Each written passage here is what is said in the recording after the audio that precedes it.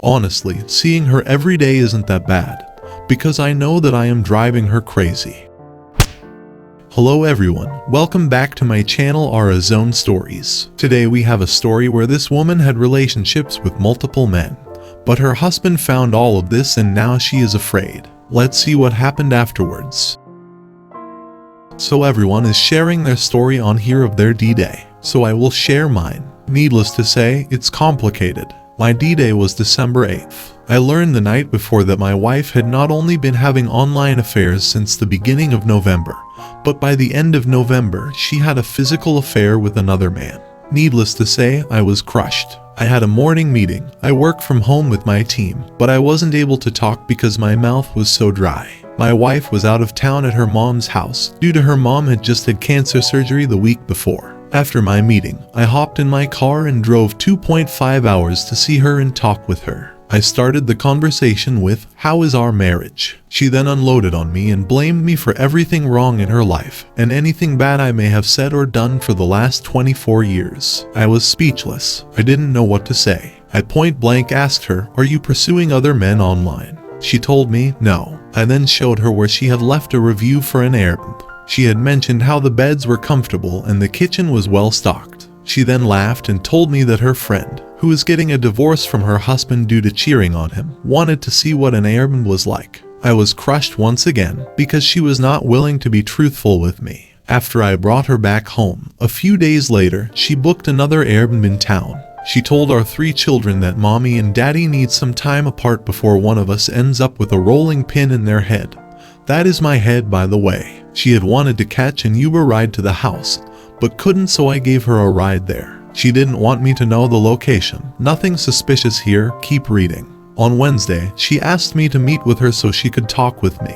I agreed and we talked. She told me she wanted a separation and gave me this letter outlining her rules for the separation. They were completely one-sided, like we are not going to tell our parents. She doesn't want her mom to know, because of her having stage 2 ovarian cancer. I am in agreement with her about that. I think the news would end her mom, or her mom would end her for what she has done to our family. Her dad cheated on her mom. The next day, I was able to put some thoughts together regarding our conversation from the night before. I wrote my thoughts down and sent her a text asking to meet, so I could read it to her. She told me she couldn't, as her mom had her first follow-up visit with her doctor and she was going to be talking with her on the phone. I thought all day, since I was heading to get my kids from school, I thought I would swing by and drop the letter off at the door, and then send her a text requesting her to read it. Then we could talk it over at a more convenient time. When I showed up, there was a truck parked out back. The house was on a corner lot. I took a picture of the truck from the street and left. Fast forward to the 28th of December, my daughter's 18th birthday, and I find her at this guy's place of business. He had a small business and she is there sleeping with him. My now 18-year-old daughter and her boyfriend, soon-to-be husband, were in the car, but we didn't go inside. The guy's truck was the same one that was parked out back of the Airbnb. This affair partner number 2 if you are keeping count. Once again, I am crushed. Story of my life now. I sent her a text and informed her that I would no longer be keeping her little secret. So, something you don't know about me is that I am a computer programmer and skilled in cybersecurity. I used my skills to find the true identity of each of these men, so-called. I also used that information to find the names of their wives. I contacted both wives the same day. I'm very glad that I did this, as they had a right to know what kind of dirty men they had. Now, my wife had to go back on the prowl to find new men, as I just burnt the bridge to the previous 2 partner. The wife of the second partner informed me that he and my wife, so-called, meet on, insert sketchy website name here. So, I go and look on the website and can't seem to find her. The next day, my wife, so-called, is in our room and on her phone. I see over her shoulder that she is looking at some profile, and the picture of the person is blurred out. I quickly go back to insert sketchy website name here and find that she has a profile again. She is still on the same website today and meeting with lots of men. She doesn't know that I know, but needless to say, I do. As of last week, we both agreed to a divorce. Truth be told, it is not what I want, but I don't think I could ever trust her again. Never in our 24 years have I questioned her commitment to our marriage, until her friend came to town.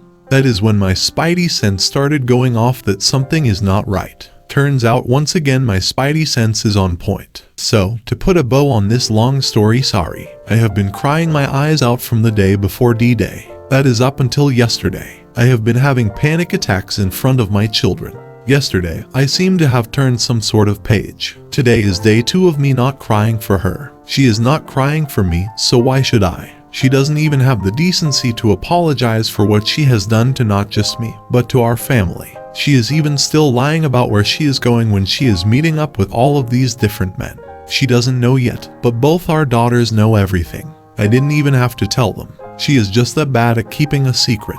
My youngest daughter is having some anger issues, but we have agreed to go break some things this weekend to try and process things in a healthy way. I could share much more of this story, but I am trying to wrap this thing up. If you are going through what I am, know this. You are not alone. You will get through this. Take one day at a time. Find friends who you can talk to and cry on their shoulders. Go someplace in your car and scream. Do what you need to in order to process the pain. Just remember that you are strong. You will make it through this. You are the better person and you did not deserve this to happen to you. You did not create this situation, but you also can't fix it. Your wayward spouse will have to come to grips with that. I am tired of crying for someone who is not crying for me. I refuse to let her destroy me. She has broken me in ways that she will never understand. I refuse to remain broken. I will heal. I will be stronger. I will make it through this. If you don't feel this way and you don't have anyone to talk to, DM me. Nobody should have to go through this alone. I hope your days get better. Just know that I am sending hugs your way. Edit. I did confront her over the affair. I called her out on the first guy when she got back home from Florida. She told me that she was not going to deny it and she hasn't. When I found the truck out back, I took the picture as evidence, but you never want to show all the cards you have. Some you need to keep close until the time is right. It is amazing if you not only listen to what people say, but what they don't say. Sometimes what they don't say speaks louder than what they did say. She thinks she is being sneaky, and that I don't know that she is still seeing other people. But when the time is right, that information will make its way to light. As for the divorce, we have both agreed to one as of last week. We both have lawyers and they will be working together to negotiate the terms of our divorce. In the state of Alabama, a wayward spouse can be penalized for such actions. Give a person enough rope and they will hang themselves. That is a saying because it is true. At the moment, she has 180 feet of rope. You cannot help someone if they don't want to be helped. Couldn't say it better myself. I am no longer trying to monitor her. However, it is very clear from her actions what she is still doing. I've blocked several of her cheating apps on my network, so she has to hop off the network in order to use apps like Snap or some of her sketchy websites. She also keeps her phone in such a way that I can't see her phone screen. I don't want to see her phone screen. I already know what she is doing and I do not care. As for living arrangements, we are living in the same house at the moment, because there isn't any money for us to have a second place, and she doesn't have any place to go. I am not going anywhere, because I have my kids, and I am not leaving them alone with her. Honestly, seeing her every day isn't that bad, because I know that I am driving her crazy. She feels the need to make up a story of where she is going when she is going to see other people. She is very frustrated, because I work from home, and refuse to go into the office. Not my problem. I can't kick her out, and she can't kick me out, so here we are. I know I will have more crying in the future. For now, though, I want to celebrate my good days. I fully expect myself to have times when the panic attacks come back. Waves of emotions crash against me like stinging needles. That feeling like you are about to drown in a room with no water. But not today. She did not get to take yesterday from me. She did not get to take today from me. I still have many other issues that I am working through. One such issue is seeing men with facial hair. This is because she has out of nowhere started finding men with facial hair attractive. The first 2 men also had beards. Now when I see any man with a beard, even at church, I want to punch them in the face. I feel this strong sense of anger sealing inside me. I know that isn't normal or even right. These men, as best I know, have done nothing wrong. It turns out that my daughter has this same struggle. This is because she went and found a picture of the first guy on FB. That is because the guy was the uncle of her then boyfriend. My wife had no idea at first. The two found each other on a sketchy website. So to try and help get my daughters and my anger out in a healthy way, we are going to a place this weekend where we can smash things and maybe even throw an axe or two. Now for the million-dollar question, is she mental? I am going to have to go with a yes on this. I do believe she is going through a midlife crisis. Not that excuses what she is doing to our children and to me. However, it turns out there is a very dark side to a midlife crisis. All I can think of is, why didn't she get a sports car? I would have happily paid for that over this. I've already started telling my family. I haven't talked to her family yet, but I will. I have documented proof. I can't tell her mother though because of cancer and her chemo treatments. I truly feel it could kill her and I don't want that on my head. I love her and will hold on to that information for now. As for the attorney, I already have one and she is good. In the state of Alabama, they don't care much for cheaters. So, I will be leveraging that as much as possible. That, coupled with the fact that my girls have already stated they don't want to live with her, I am feeling good about my chances. I will protect my children above all others and including myself. They are my world and I will do anything for them. He is going to set the examples with your kids. He needs to show them how dad deals with this. He must show how no nonsense, stand up for himself with no emotions in front of them. I've been married for 12 years with 3 kids. My husband was always a wonderful, caring and attentive man. We never had any significant issues in our marriage. We were very close and everyone always complimented us on what a great pair we were. For 11 years my husband has been in the military, and there were many times he had to be away from us. He's a good-looking man, but I never worried about him because I trusted him 100%. He's not your typical military guy. He doesn't drink, go out with coworkers, always did his job and came home. He coached our kids' baseball and football teams and everyone adored him. He was always so devoted to us and loved us so much that I never imagined we'd be in the situation we're currently in.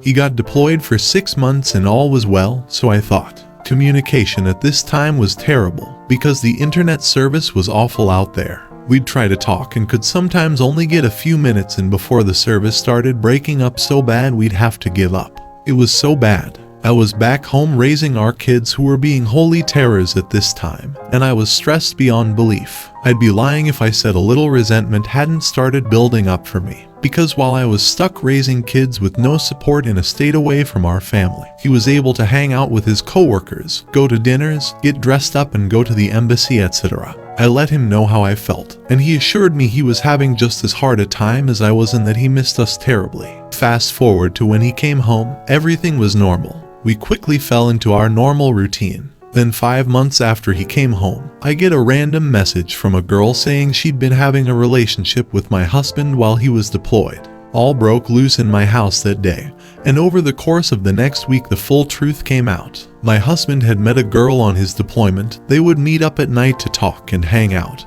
and they went as far as having bedroom activity in a car one night. As he was flying home from deployment to meet me and the kids at the airport, he had been messaging her all day telling her how he fell in love with her and that they were perfect for each other, etc. I have screenshots of these actual messages. He never saw her again, but they continued to talk for a month after he came home. He did break things off with her and abruptly stopped all contact, which I believe is the reason she eventually contacted me, because she was angry and seeking revenge. What gets me is she knew from the first night she met him that he was married. The dummy sent me screenshots from the beginning of their talking, and didn't crop out his contact name, which she'd changed in her phone at that time. Cause this girl knew this kind of thing spells big trouble in the military if they got caught. And I'm not taking any heat off of my husband. He should have never invited this woman into our lives to begin with.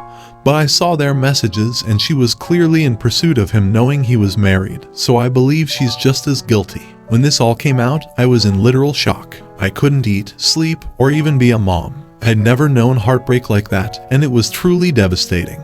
I didn't instantly leave, because I could barely pull myself off the couch. I didn't have the strength even if I wanted to. Leaving meant uprooting my kids from their schools, and moving them out of state back to my hometown. I decided to let the smoke clear a bit, and not make any rash decisions. My husband, when this all came out, was distraught himself. Through tears he came clean immediately and told me everything I wanted to know. He cried to me every day after telling me how sorry he was, and that he can't believe he could hurt me so bad. He lost 30 pounds and looks very bad, to be honest. My once incredibly handsome husband looks like a shell of his former self. It's been months since this all came out, and he's been in weekly therapy. Still cries every day at random times begging for my forgiveness and is doing everything in his power to show that he's truly remorseful and wants me and his family more than anything. I want our family and life back just as much as he does, but I'm scared to death. I'd already devoted my entire life to this man and our family, and he destroyed me. I still have days where it's hard to function, and my anxiety gives me full-blown panic attacks. Will this get better with time, or will I always feel this way if I stay with him? What would you do? Would you feel your husband deserved a second chance? The crying every day honestly sounds like a pathetic attempt to make himself the victim, gaslight and guilt her into comforting him and stay with him. I don't know. The whole situation is horrible, but she mentioned the crying thing and it really stuck out to me as highly manipulative behavior. Liars have to be good manipulators and fool people into thinking they're the last ones that would ever hurt anyone. The best liars and manipulators are often seen as local heroes, and often law enforcement or military until the other shoe finally drops. Maybe her husband is a wonderful dude who made a horrible mistake. Or maybe he's a master manipulator who is just starting to slowly unravel, I don't know. But I would be doing some major digging and protecting myself legally and financially in case this ends up being one of many mistakes.